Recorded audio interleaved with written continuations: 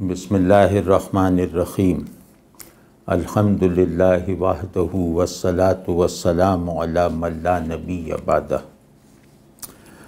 آج کی نشست کے باقاعدہ حاضرین میں سے ایک فاضل اور محقق دوست نے ایک خط بھیجا ہے جس میں اور باتوں کے علاوہ کچھ قیمتی مشورے بھی ہیں۔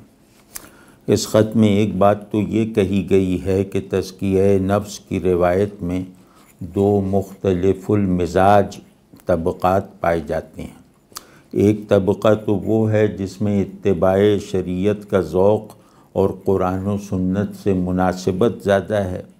یہ حضرات تزکیے کی ضرورت کو قرآن و سنت اور شریعت کے دائرے میں رہتے ہوئے پوری کرنا چاہتے ہیں۔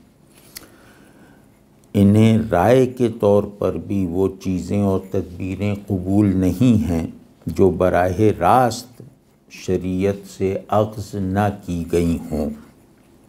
ان لوگوں کو تزکیہ نفس کا کوئی ایسا تصور، کوئی ایسا معمول اور کوئی ایسا مقصود سرے سے قبول نہیں ہے جو قرآن و سنت کے نصوص سے نہ لیا گیا ہو۔ دوسرے لفظوں میں یہ حضرات پورا تصور انسان قرآن اور صاحب قرآن علیہ السلام ہی سے لینا چاہتے ہیں اور کمالات انسانی کی کسی ایسی تعبیر کی طرف متوجہ نہیں ہوتے جو قرآن و سنت پر اساس نہ رکھتی ہو۔ اب دوسرا طبقہ وہ ہے جو یوں کہہ لیں کہ صوفیانہ مزاج رکھتا ہے۔ اصولی طور پر صوفیانہ مزاج ٹھیٹھ شرعی مزاج سے ٹکراؤ نہیں رکھتا، لیکن عمل کے دائرے میں آ کر کچھ ایسی ضرورتیں پیدا ہو جاتی ہیں جو مذہبی مزاج رکھنے والوں کے لیے اجنبی ہوتی ہیں۔ تو پہلا طبقہ کیونکہ تعویل وغیرہ کا زیادہ قائل نہیں ہوتا، اس لیے وہ تزکیے کے متصوفانہ تصورات اور احوال و مظاہر کا ہمدردی اور گہرائی سے تجزیہ نہیں کرتا۔ یہ طبقہ اس بات کو ماننے پر تیار نہیں ہوتا کہ صوفیانہ مزاج یا منہج بھی پورے یقین سے اور ایمانی زور کے ساتھ مانتا ہے کہ تزکیے کی تمام حالتیں قرآن و سنت ہی سے پوری ہوتی ہیں اور تزکیے کے تمام مقاصد دین نے طے کر دیے ہیں۔ اسی طرح صوفیانہ مزاج رکھنے والے لوگ ٹھیٹھ مذہبی مزاج والوں کے تصور تزکیہ کو سطحی اور میکینیکل سمجھتے ہیں۔ ان کی نظر میں یہ حضرات نہ تو حکم کو اچھی طرح سمجھتے ہیں اور نہ ہی نفس کو ٹھیک طرح سے جانتے ہیں۔ تو ان دونوں طبقات کے اس ٹکراؤ اور دوری نے تزکیے کی روایت کو بھی خاصا نقصان پہنچایا ہے۔ تاہم اصولی طور پر دونوں متفق ہیں کہ تزکیے کے مقاصد اور ذرائع کو کتاب و سنت سے ثابت ہونا چاہیے، لیکن بدقسمتی سے یہ اتفاق عمل کی دنیا میں برقرار نہیں رہ پاتا اور اس بے اتفاقی کی ذمہ داری دونوں ہی طبقوں پر ہے۔ تو تزکیے کی طرف پیشگی کشش، اب ہم اپنی بات کرتے ہیں کہ تزکیے کی طرف اگر دل میں پہلے سے کشش موجود ہو تو وہ تزکیے کے عمل کو آسان بنا دیتی ہے۔ اگر مجھے یہ معلوم ہو جائے کہ یہ مقصود اللہ نے اور اللہ کے رسول صلی اللہ علیہ وسلم نے میرے لیے مقرر فرمایا ہے تو اس مقصود کی میرے اندر خود بخود کشش پیدا ہو جاتی ہے اور اس کی قدر و اہمیت اور بڑھ جاتی ہے کہ یہ محض میرے ذہن کی تخلیق نہیں ہے بلکہ اللہ نے مجھے اس فطرت پر پیدا کیا ہے جس فطرت کی تکمیل کے لیے اور جسے عمل میں لانے کے واسطے اس مقصود کو حاصل کرنا ضروری ہے، اور اس مقصود تک پہنچنے کی تمام صلاحیتیں اللہ نے میری خلقت میں رکھی ہیں اور اس تک رسائی کے سارے ذرائع کتاب و سنت میں فراہم ہو کر گویا میری تحویل میں دے دیے گئے ہیں۔ تو اب تزکیے کا عمل یہاں سے شروع ہوگا کہ ہم اپنے نفس کو جس اچھائی پر ڈھالنا چاہ رہے ہیں، یا جس برائی سے بچانا چاہتے ہیں اس اچھائی کا اچھائی ہونا اور اس برائی کا برائی ہونا کتاب و سنت سے اچھی طرح ثابت ہے۔ مطلب تزکیے کا پورا تصور، تمام مقاصد اور سب وسائل اور ذرائع دین سے فراہم ہوں گے، کہیں اور سے نہیں۔ تو اس پہلو سے وہ لوگ ایک مضبوط پوزیشن پر ہیں جو اس بات پر اصرار کرتے ہیں کہ تزکیے کے تمام راستے اور منزلیں کتاب و سنت میں بتا دی گئی ہیں، اور یہ دونوں ذخیرے ایسے ہیں جو تزکیہ نفس کی تمام ضرورتیں حتماً، قطعاً اور مکمل طور پر پوری کرتے ہیں۔ تزکیے کے باب میں یہ مزاج رکھنے والا شخص دوسرے مزاجوں کے مقابلے میں جلدی کامیاب ہوتا ہے، کیونکہ اس کے نفس اور اس کے تزکیے کی ساری صورتیں اور تمام مراحل قرآن و سنت کے روزے روشن میں ہیں۔ یہ آدمی تزکیے کا عمل یقین سے شروع کرتا ہے اور یقین ہی سے سارے راستے کو طے کرتا ہے۔ یہ ایسا خوش نصیب ہے جو اپنے اندر اور باہر دونوں دنیاؤں کو اللہ اور اللہ کے رسول صلی اللہ علیہ وسلم کے تحت حکومت رکھتا ہے۔ یہ آدمی تزکیے کے صوفیانہ ذوق پر بھی ہو سکتا ہے اور اس سے لا تعلق بھی ہو سکتا ہے، یعنی یہ تصوف کا حامی بھی ہو سکتا ہے اور مخالف بھی ہو سکتا ہے۔ ہمیں اسی آدمی کی ضرورت ہے جو کسی تعبیری روایت کو، کسی ضمنی روایت کو اصلی اور مرکزی روایت پر غالب نہ آنے دے، اور ایسا کرتے ہوئے ضمنی اور تعبیری روایت سے فائدہ بھی اٹھایا جا سکتا ہے اور اس سے دور بھی رہا جا سکتا ہے۔ تو تزکیے کو تصوف سے خاص کر لینے کے رویے سے سب سے بڑا نقصان یہ پہنچا ہے کہ ہمارا تصور انسان بندگی کی قرآنی فضا سے خارج ہو گیا اور اللہ کے ساتھ تعلق کے احوال اور اسالیب بڑی حد تک بدل کر رہ گئے۔ تو ایک رومانوی آئیڈیالزم نے انسان ہی کو نہیں، خدا کو بھی اپنی لپیٹ میں لے لیا اور واقعی خدا اور واقعی انسان پر قانے رہنا مشکل ہو گیا۔ تو اس کی تفصیل میں جانے کا فی الحال موقع ہے نہ ضرورت، مگر اتنا بہرحال کہنا ہے کہ تزکیے کے حوالے سے متصوفانہ اپروچ کی افادیت کا اقرار ضرور کرنا چاہیے، البتہ اسے تزکیے کی شرط لازم بنا کر واجب ٹھہرا دینا خطرناک بات ہے۔ اسی طرح ایک بے لچک لٹرلزم بھی تزکیے کو بے روح عمل بنا دیتا ہے، ہمیں اس پر بھی اصرار نہیں کرنا چاہیے۔ یہ بالکل سامنے کی بات ہے کہ ایک خاص طرح کا شرعی اور قانونی مزاج رکھنے والا شخص تزکیے کے مسائل اور مقاصد کو محض الفاظ کی حد تک جانتا ہے اور نفس کی ماہیت اور بناوٹ، اس کی صلاحیتوں اور اس کی چالوں کا اتنا علم نہیں رکھتا جو مثلاً صوفیانہ مزاج والے کے پاس ہوتا ہے۔ تو اگر ان دونوں مزاجوں کے اختلاف کو ٹکراؤ اور تصادم کی وجہ بنائے بغیر اور کسی ایک کا انکار کیے بغیر ہم تزکیے کی روایت کو قرآن و سنت کی حتمی حاکمیت کے ساتھ آگے بڑھانے کے لائق ہو جائیں تو یوں سمجھیں کہ اپنی مراد کو پا لیں گے۔ اس صورت میں ہم نفس کے بارے میں درکار علم بھی حاصل کر لیں گے اور مقاصد دین کی بہتر معرفت بھی اپنے اندر جذب کر لیں گے۔ مزاجوں کے اختلاف کو ختم نہیں کیا جا سکتا، اگر ہم مقصدی ہو تو اس اختلاف کو تصادم میں بدلنے سے روکا ضرور جا سکتا ہے اور ایسا ہی کرنا چاہیے۔ تو اگر ہم اپنے مزاج کو دیکھتے ہوئے اپنے تزکیے میں سنجیدہ اور مخلص ہو جائیں تو انشاءاللہ ہر مزاج اپنی مراد کو پہنچ سکتا ہے، یعنی وہ مزاج بھی جو ایک عاشقانہ اور عارفانہ رنگ رکھتا ہے، اور وہ مزاج بھی جو ایک قانونی اور فقہی ذوق رکھتا ہے۔ یہ دونوں مزاج اپنے اختلاف کے باوجود تزکیے کے مشترک مقصود کو حاصل کرنے میں کامیاب ہو سکتے ہیں، بشرطے کہ آدمی خود کو اللہ کی مرضی اور حکم کے تابع کرنا اور رکھنا سیکھ جائے۔ تزکیہ کیا ہے؟ اپنے نفس کو، اپنے مزاج کو، اپنے ذہن کو، اپنی طبیعت کو اللہ کے حکم اور اللہ کی مرضی کے تابع رکھنے کا مسلسل اہتمام کرتے رہنا۔ جو آدمی اس میں جتنا کامیاب ہوتا چلا جائے گا اتنا ہی تزکیے میں کامیابی حاصل ہوتی رہے گی۔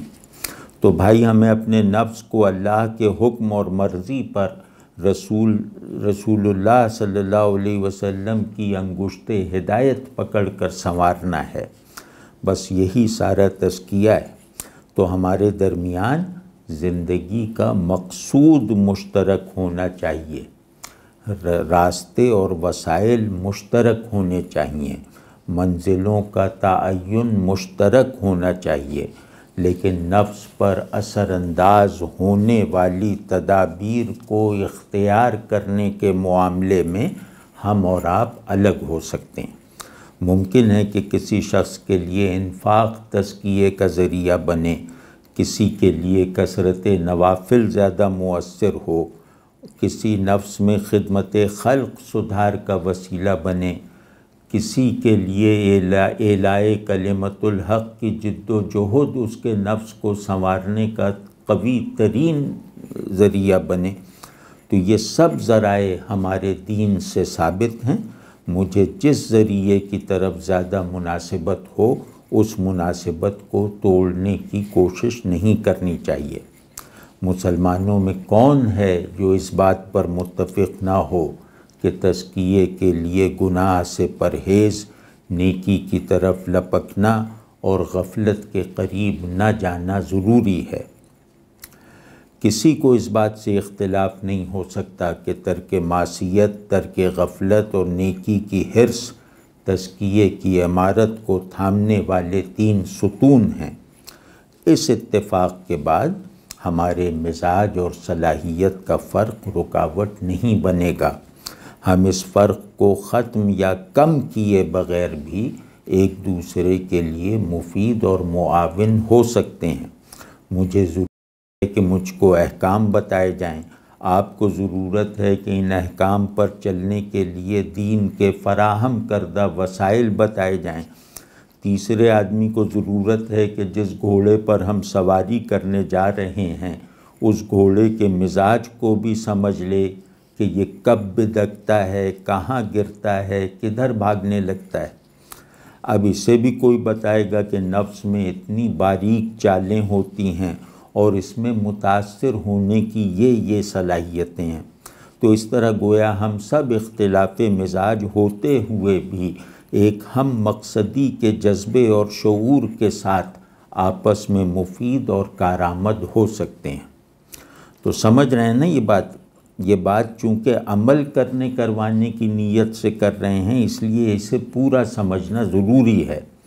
تزکیہ نفس کے یہ 3 معیارات ہیں جنہیں پیش نظر رکھنے سے یہ اعتماد پیدا ہو جاتا ہے کہ میں اپنے نفس کو سدھارنے کی کوششوں میں ٹھیک سمت میں جا رہا ہوں اور درست رفتار سے چل رہا ہوں۔ بس ہمیں یہ دیکھتے رہنا ہے کہ تزکیے کی سمت اللہ کی بتائی ہوئی ہو اور اس راستے پر چلنے کی رفتار ہمارے جذبہ بندگی میں اضافے کی بدولت تیز سے تیز تر ہوتی رہے۔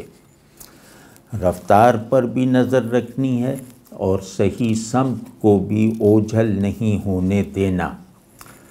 میری سمت درست ہے یا غلط، میری رفتار سست ہے یا سبک، اس کو جاننے کے لیے مجھے اپنے آپ کو ان کسوٹیوں پر پرکھنا ہوگا کہ گناہ سے بچنے میں کتنا کامیاب ہوں، غفلت سے آزادی کہاں تک میسر آئی ہے اور طبیعت میں نیکی کی طرف لپکنے والی حالت کس قدر پیدا ہوئی ہے۔ ان تینوں حوالوں سے اپنے آپ کو روز جانچنا چاہیے۔ اس جانچ کے بغیر سونا بھی غلط ہے اور جاگنا بھی۔ اب اپنے اپنے مزاج کی رعایت اور اپنی اپنی صلاحیت کے مطابق دین کے فراہم کردہ وسائل کو مضبوطی سے پکڑ کر اور دین ہی کے بخشے ہوئے مقاصد پر نظر گاڑ کر چلنا شروع کر دیں۔ تو یہ بات واضح ہے نا کہ میرے مزاج اور میرے حالات کو تزکیے کے عمل میں اچھی طرح شریک رکھنے کے لیے مجھے دین ہی کے دیے ہوئے تنوع سے فائدہ اٹھانا ہے۔ اس تنوع میں صوفیانہ مزاج بھی پوری طرح کھپ سکتا ہے اور غیر صوفیانہ طبیعت بھی اس سے فیضیاب ہو سکتی ہے۔ تو تزکیے کا ایک لازمی مطلوب یہ ہے کہ بندہ ذہنی، قلبی اور عملی کوشش کرے نفس کو اس حالت میں لے آئے کہ وہ آداب بندگی سے مانوس ہو جائے اور احوال بندگی کا حامل بن جائے۔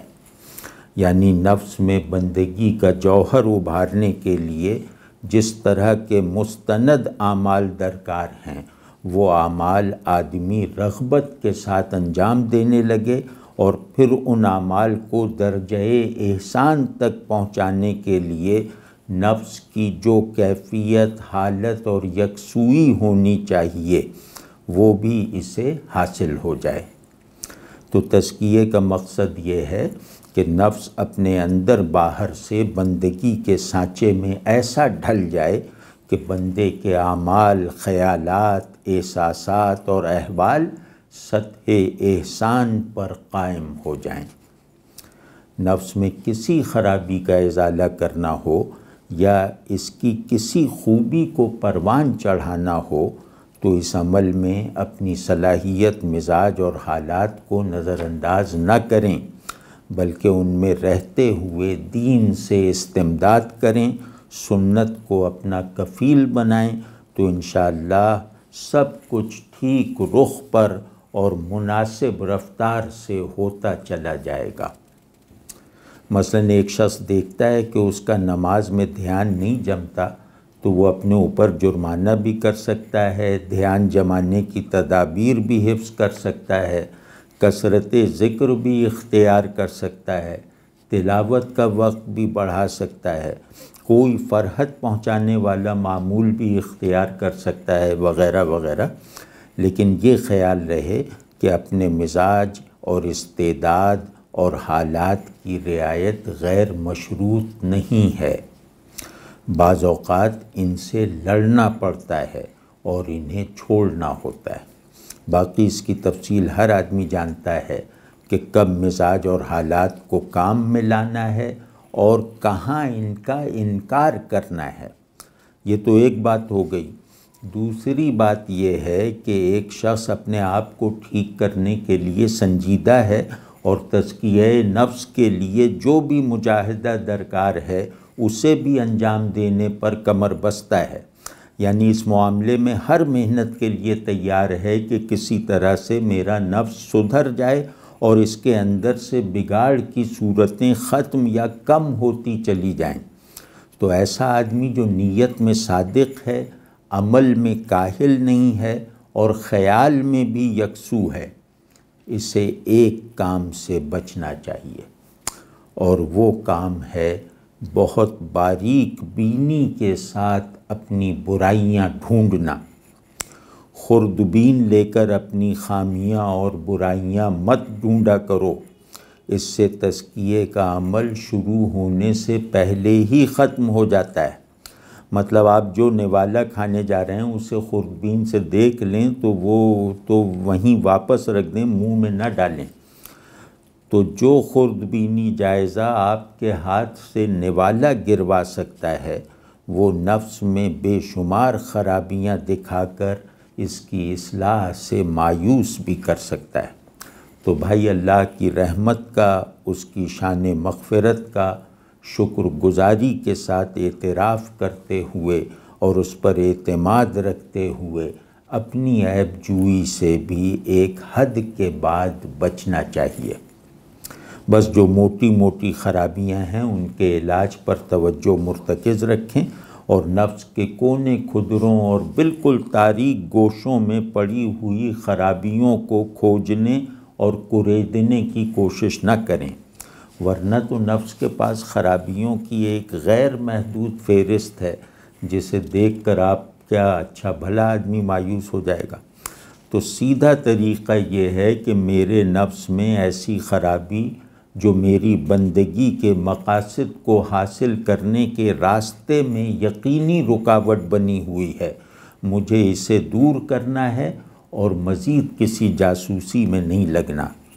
تجسس دوسروں کا عیب ڈھونڈنے کے لیے بھی منع ہے اور بعض مواقع پر اپنی جاسوسی کے معنی میں بھی مضر ہے، کیونکہ اس سے نیکی ناقابل اعتبار ہو جائے گی اور محض برائی یقینی بن جائے گی۔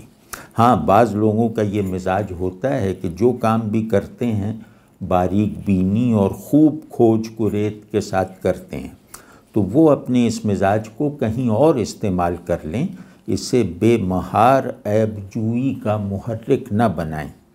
میرے اندر کئی عیب ہو سکتے ہیں جو میرے کردار پر اثر انداز نہیں ہو رہے، میرے اعمال کو متاثر نہیں کر رہے، میری نیت میں ملاوٹ نہیں کر رہے، تو انہیں بلا وجہ کریت کر نکالنا کوئی دانش مندی نہیں ہے۔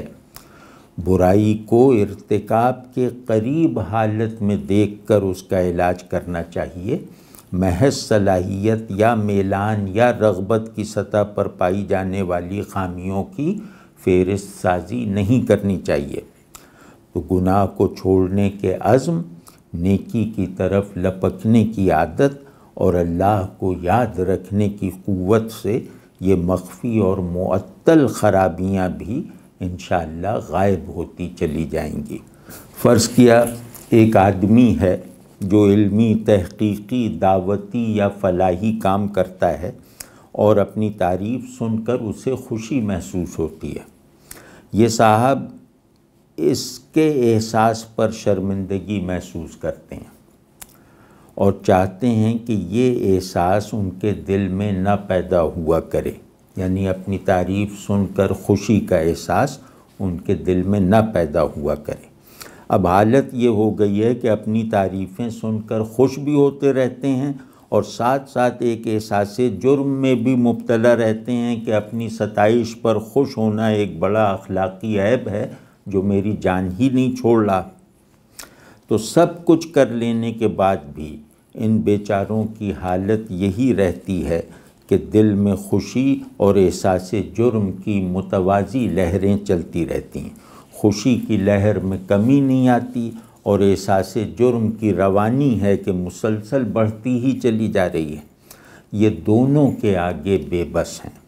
اب آپ خود سوچئے کہ ان کی یہ بے بسی انہیں نفسیاتی مریض کے علاوہ کیا بنائے گی۔ ایسے ہی ایک محترم کوئی 2-4 برس پہلے مشورے لینے کے لیے میرے پاس آئے تھے، نامور آدمی ہیں اور میں بھی ان سے خاصا واقف تھا۔ ان کا یہ مسئلہ سن کر مجھے عجیب سا لگا، کیونکہ وہ علم و عمل میں مجھ سے بہت آگے ہیں۔ بڑی شرم آئی کہ ایسا عالم فاضل اور ایسی باعمل ہستی کو مجھ جیسا کم علم اور ناکارہ شخص بھلا کیا مشورہ دے سکتا ہے، لیکن ان کی اذیت اور پریشانی دیکھ کر میں نے ہمت کر لی اور ان سے عرض کیا کہ اپنی تعریف سن کر خوشی محسوس ہونا فطری بھی ہے اور اخلاقی بھی۔ جو شخص لائق اعتبار لوگوں سے اپنی تعریف سن کر خوش نہیں ہوتا، ڈر ہے کہ وہ یا تو بے حس ہے یا پھر متکبر۔ بس اتنا دیکھ لینا چاہیے کہ اس خوشی میں عاجزی اور شکر گزاری واضح طور پر شامل ہے یا نہیں۔ اگر ہے تو اس میں گھبراہٹ اور فکر مندی کی کوئی بات نہیں ہے۔ اور تو اور قرآن و حدیث کی خدمت کرنے والا عالم بھی اگر یہ خواہش رکھے کہ کوئی بڑا اور سمجھدار آدمی اس کے کام کو سراہ دے تو یہ کوئی بری بات نہیں ہے۔ اسے بس اتنا دیکھ لینا چاہیے کہ اس پر ہونے والی تنقید کہیں اسے بری تو نہیں لگتی، وہ اصلاحی تنقید پر برا تو نہیں مانتا۔ یعنی تعریف کا اچھا لگنا تنقید کے برا نہ لگنے کے ساتھ ہو تو پھر یہ آدمی اچھا آدمی ہے۔ کوئی مجھے میری غلطی بتا دے یا اس کی اصلاح کر دے تو مجھے اس تنقید اور اصلاح کو تشکر اور خوشدلی کے ساتھ قبول کر لینا چاہیے۔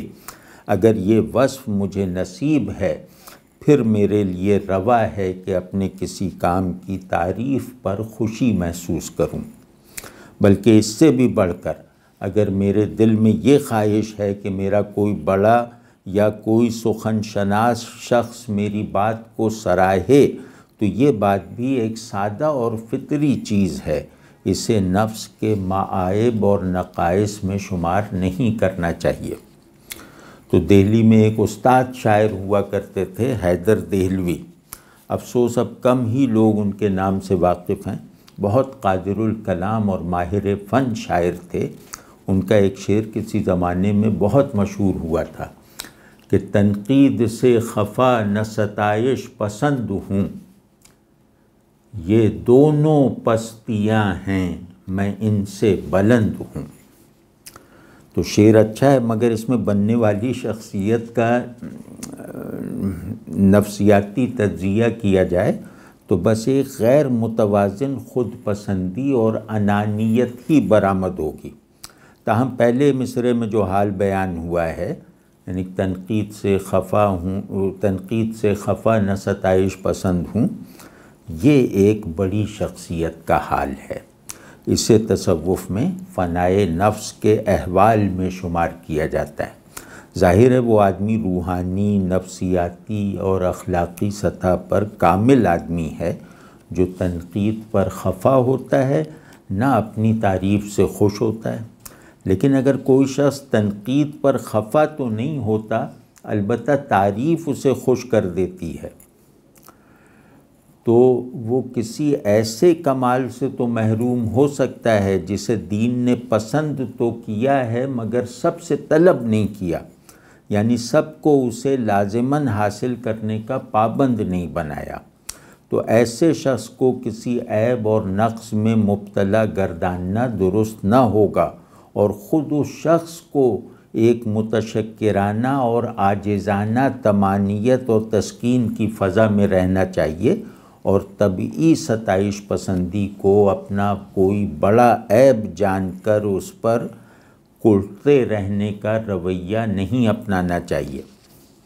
ہاں، اپنی تعریف کی خواہش رکھنے اور اس پر خوش ہونے کے کچھ حدود و قیود ضرور ہیں، ان کی بہرحال پابندی کرنی چاہیے۔ مثلاً کسی مفتی صاحب کو امام ابو حنیفہ بنا دیا جائے، کسی پیر طریقت کو جنید بغدادی سے تشبیہ دے دی جائے، کسی شاعر کو میر و غالب کے برابر لا بٹھایا جائے، تو اس وقت بھی اگر وہ مفتی یا صوفی یا شاعر اپنے دل میں خوشی محسوس کرتا ہے تو اس کا نفس یقیناً ایک بڑے بگاڑ میں مبتلا ہے۔ اس سے نیچے کی ایک مثال یہ ہے کہ آپ کی تعریف کرنے والا اگر یہ اسلوب اختیار کرے کہ آپ فلاں سے بڑے ہیں، فلاں سے اچھے ہیں، تو اس پر بھی خوش ہونا آپ کے نفس کی کسی گہری خرابی پر دلالت کرے گا۔ اور یہ فلاں چاہے جس کا آپ سے موازنہ کر کے آپ کو اس سے بڑھایا جا رہا ہے، وہ چاہے آپ کا شاگرد اور برخوردار ہی کیوں نہ ہو، آپ کے اندر اس سے بھی بڑا ہونے کی خواہش نہیں ہونی چاہیے، اور یہ دعویٰ نہیں ہونا چاہیے کہ میں اپنے شاگرد سے بڑا ہوں۔ بڑا سمجھتے نا کہ اخلاقی طور پر بڑا، اللہ کی نظر میں بڑا، دینی معاملات میں بڑا۔ تو اسی طرح اپنے شاگردوں وغیرہ کی مداحی پر بھی کان نہیں دھرنے چاہیے، بلکہ انہیں اس کام سے روکنا ضروری ہے۔ جس تعریف پر خوشی محسوس کرنا اچھا ہے وہ اپنے بڑوں کی طرف سے ہوتی ہے اور زیادہ تر شاباش کی طرح ہوتی ہے۔ ایسی تعریف اور تحسین سے آپ کا چھوٹا ہونا آپ کے لیے مزید خوشگوار ہو جاتا ہے۔ تو مختصر یہ کہ اپنی تعریف پر خوش نہ ہونا یقیناً عاملین کا حال ہے، لیکن بعض شرائط کے ساتھ خوش ہو جانے میں کمال کی نفی تو ہوتی ہے لیکن کسی عیب کا اس بات نہیں ہوتا۔ یہ تو مولانا رشید احمد گنگوہی رحمۃ اللہ علیہ ایسے صاحب کمال ہی کہہ سکتے ہیں کہ بندے کو اپنے حق میں مدح و ذم یکساں معلوم ہوتا ہے۔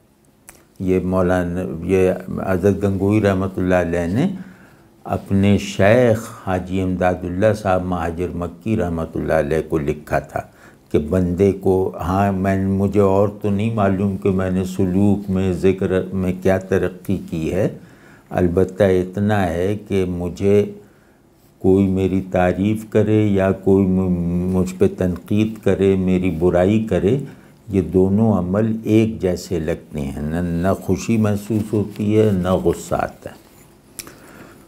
تو ہم ایک عرصے سے اخلاقی موضوعات پر بات کر رہے ہیں۔ آج کا موضوع بھی ایسا ہی تھا کہ عیب جوئی کا مزاج ترک کرو، خواہ اس کا رخ دوسروں کی جانب ہو یا اپنی جانب۔ تجسس کا رویہ چھوڑو، چاہے دوسروں کے لیے ہو یا اپنے لیے۔ اس پر عمل کر کے دیکھیں تو اندازہ ہوگا کہ اللہ تبارک و تعالی نے کتنی سہولت اور فراخی کے ماحول میں ہمیں تزکیے کا مکلف کیا ہے۔ تزکیے کی پابندی کا ظہور اس کی شفقت اور رحمت سے ہوا ہے۔ انشاءاللہ اس کا تجربہ ہو جائے گا۔ بس عیب جوئی نہ کرو، اپنے اندر بھی نہ کرو۔ اپنے اندر سے کرو گے تو خود سے تعلق ٹوٹ جائے گا، اور دوسرے میں کرو گے تو اس سے رشتہ ختم ہو جائے گا۔